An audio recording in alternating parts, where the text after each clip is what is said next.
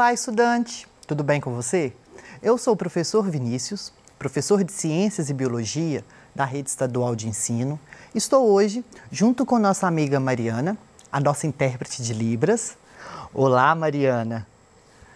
Para a gente dar início à nossa aula de Biologia para você, aluno do segundo ano do ensino médio.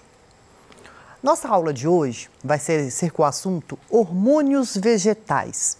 Então, hoje vamos finalizar os nossos estudos desse ano letivo.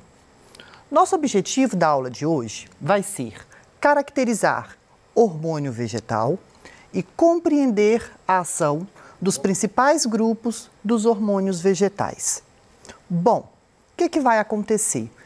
Com esse estudo, então, dos hormônios vegetais, nós iremos finalizar o estudo do reino planta, ou seja, das plantas. Nós já vimos as características, a classificação e diversidade, já vimos então a morfologia, né, juntamente então com a anatomia, com os tecidos vegetais, e estamos vendo agora a fisiologia, como que se dá esse controle das respostas de alguma reação, por exemplo, que vai acontecer com esse vegetal. Então, vamos lá. Para a gente iniciar então a nossa aula, nós temos que saber o que são hormônios. Assim como nos animais, os hormônios vegetais eles vão possuir também a mesma função, que vai ser de regular algum processo, alguma atividade metabólica. E basta pequena quantidade, mas só que vai diferir em alguns pontos que nós vamos ver aqui agora. Então, hormônios, né, eles vão ser compostos orgânicos com função reguladora, que atuam em concentrações muito baixas, em locais frequentemente distintos de onde são produzidos. Tá? Então, todo hormônio ele é produzido em um local e ele pode ter atuação naquele local ou em outro local da planta, igual a gente vai ver aqui agora. Os hormônios vegetais, eles também são chamados de fitormônios.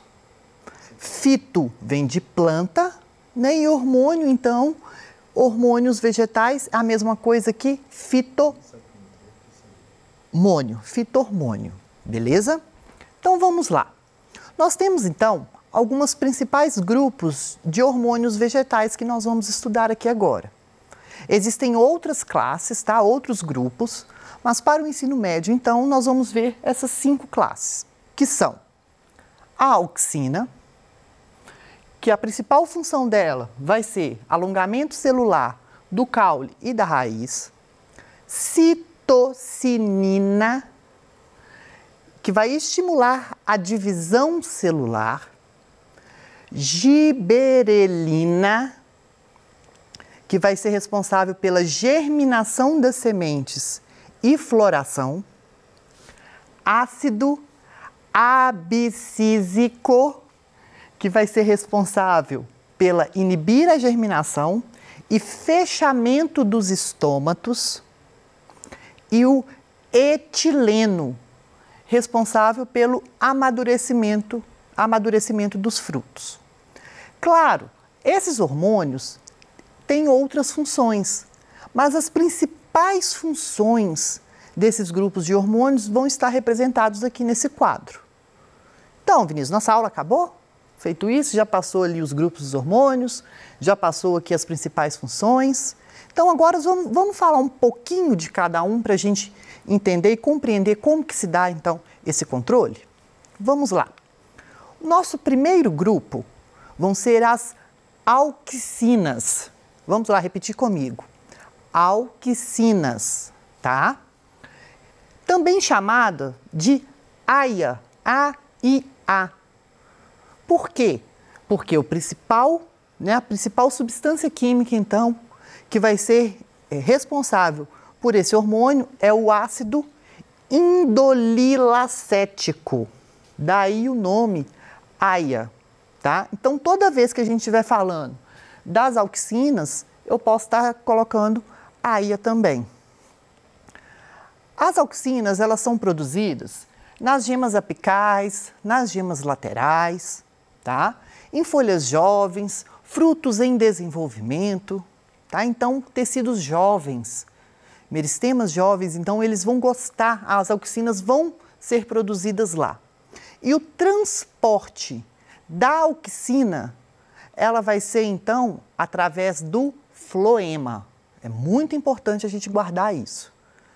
Então, as auxinas, elas são produzidas nas gemas, né, em órgãos jovens, e elas vão ser transportadas pelo floema.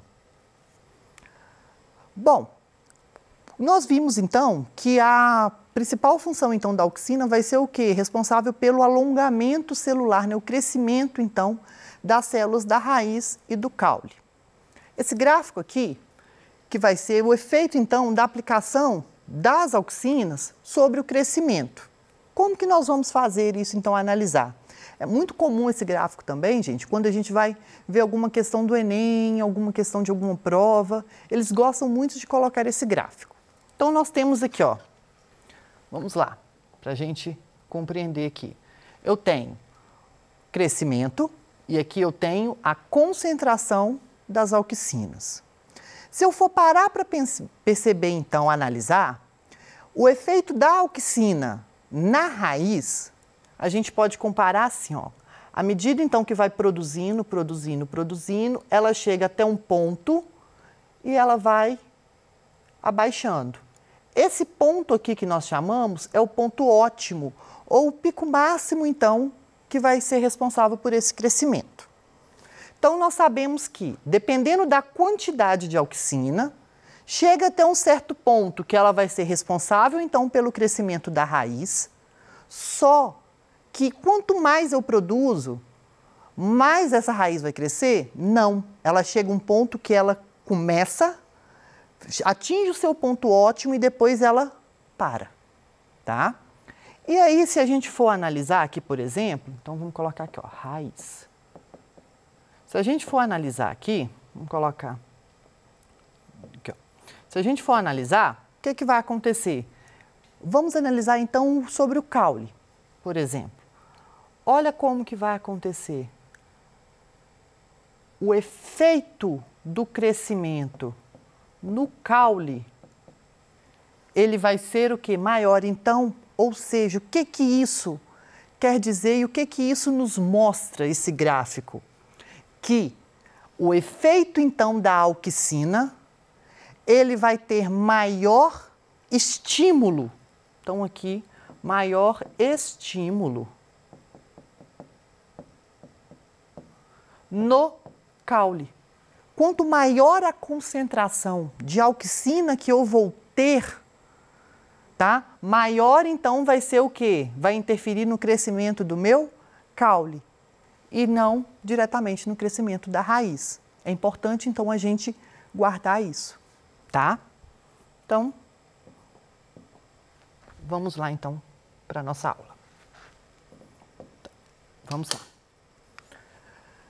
Função, né? O crescimento e alongamento celular, igual a gente viu aqui agora. O que que vai acontecer?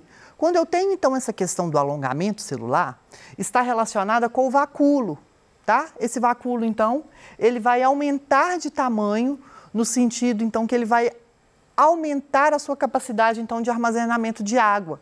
Com isso, ele vai ocupar um maior lugar na célula e essa célula, então, vai ficar, digamos, alongada, tá? Quando a gente fala em dominância apical, significa, então, que a auxina ela vai estar relacionada com a dominância apical. É aquele do gráfico que eu mostrei para vocês. O que é que vai acontecer? Quando eu tenho, então, uma maior quantidade de auxina, quanto maior a quantidade de auxina, vai inibir o efeito do crescimento das raízes.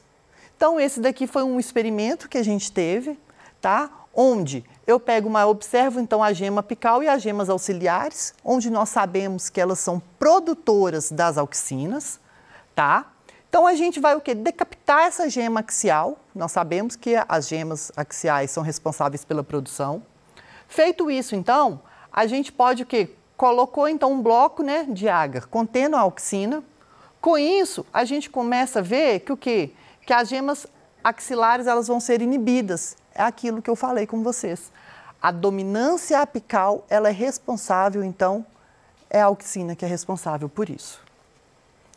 Outra função, o enraizamento de estacas, quando a gente tem também a questão que a gente vai fazer aquela propagação famosa, vó da gente adora ir na casa dos outros e pegar uma muda, sabe? Vai lá e arranca uma mudinha lá, finca na terra. Então, ela vai nascer devido ao quê? A questão das auxinas, tá?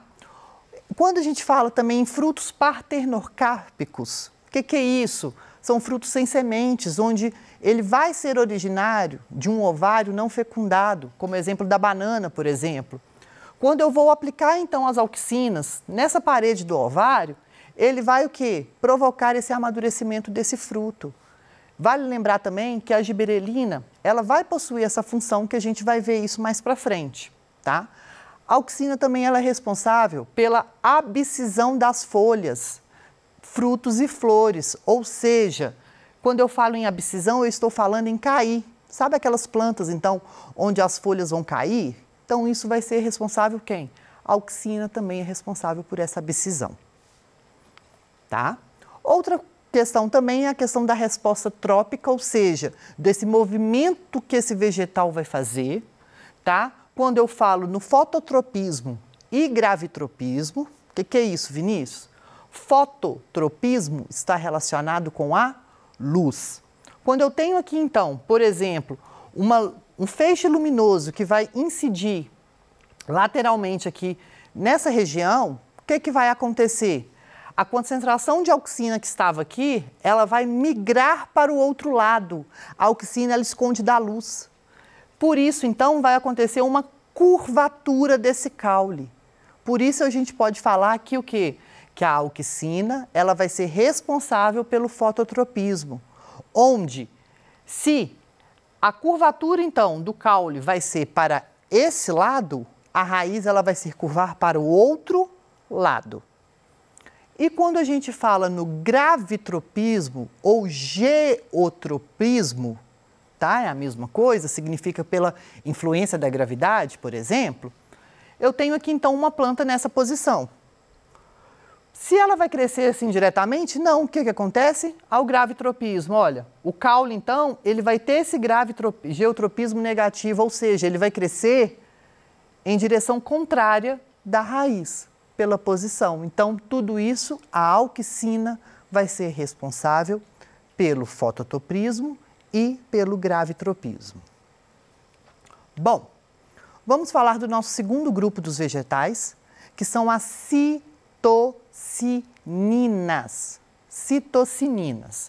tá? Encontrados principalmente na forma de cinetina e zeatina.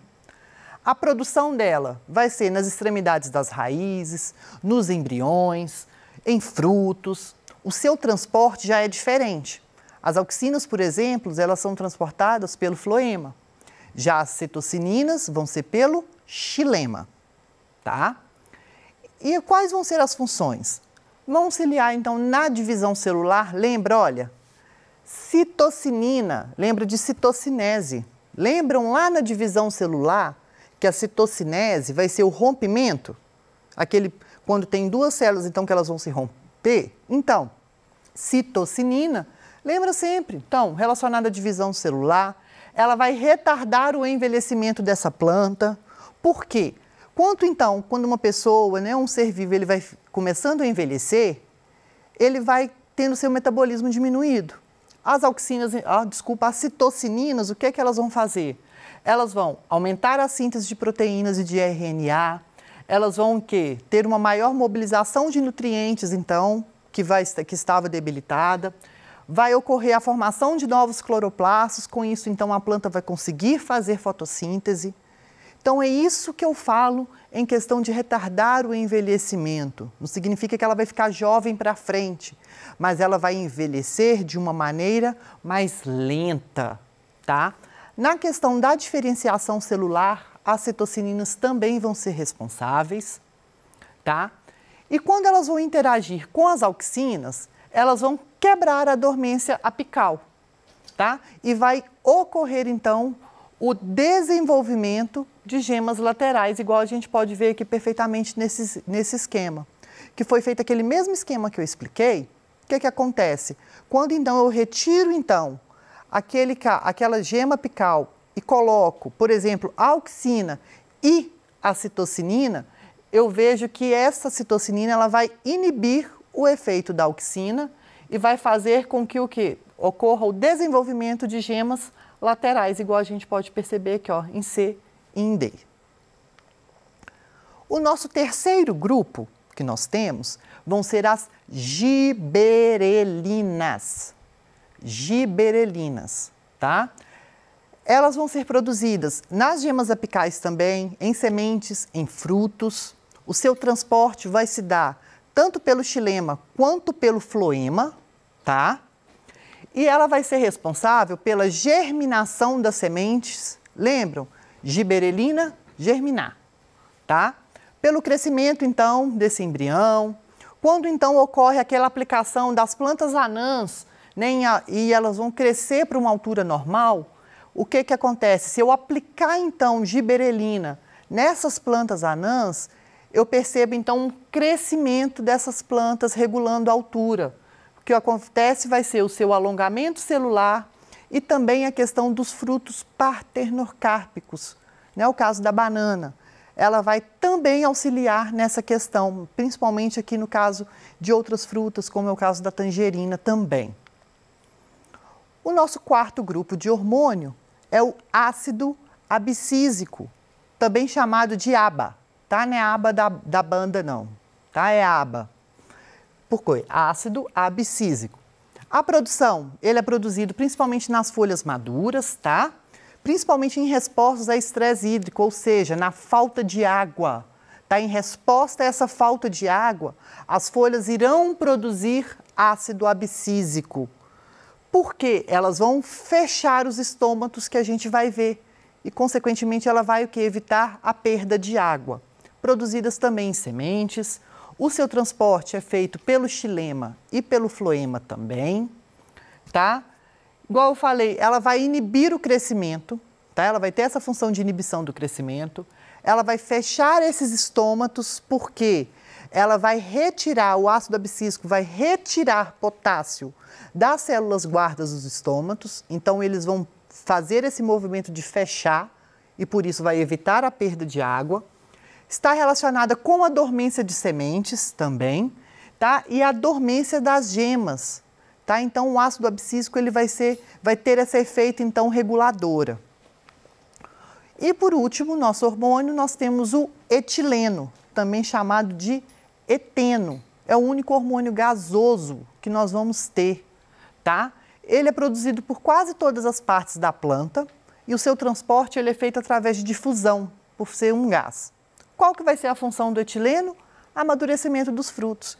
Quem aí já comprou uma fruta verde lá no supermercado, a mãe pediu para ir lá no supermercado, aí compra uma fruta que não estava muito madura. Aí a mãe xingou e depois falou assim, pega um jornal, enrola ele, depois de pouquinho tempo vai estar madura. Por quê?